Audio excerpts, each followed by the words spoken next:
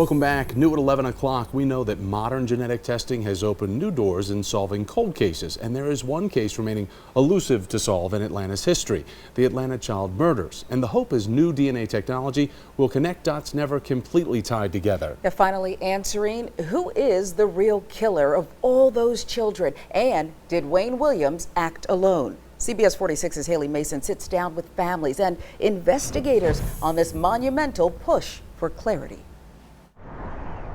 And I'm not here to say that he killed all the kids. Isaac Rogers showed up at the West Hunter Street Baptist Church looking for answers. I'm here to speak about my brother. His older brother Patrick was one of 29 African-American young people, mostly children, who were snatched and killed across metro Atlanta between July of 1979 and the spring of 1981. Rogers firmly believes that convicted murderer Wayne Williams killed his brother. I guess my mother probably felt somehow responsible. That's when I learned about what a nervous breakdown was, Prosecutors only tried Williams for the murders of two men, but they found these carpet fibers and dog hair in Williams's home and on many of the victims. Still, Wayne Williams was never charged with any of the child murders.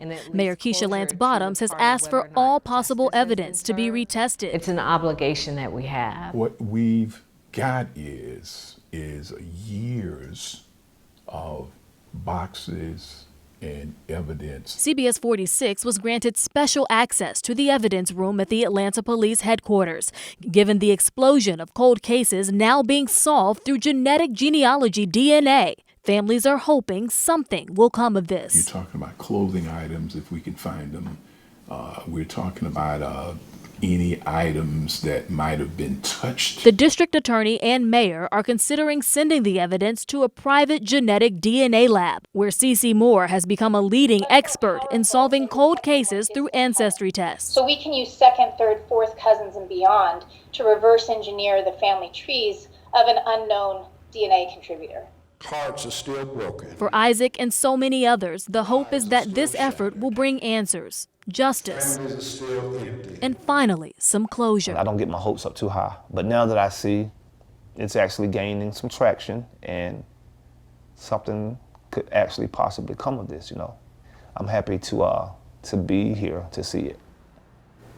And we have so much more on this story that I'll be posting online, including exclusive crime scene pictures that have never been shared before and an interview with one of the original detectives who has never spoken before, as well as a heartfelt interview with Atlanta's mayor on this. A lot more will be rolling out in the coming days. So many layers.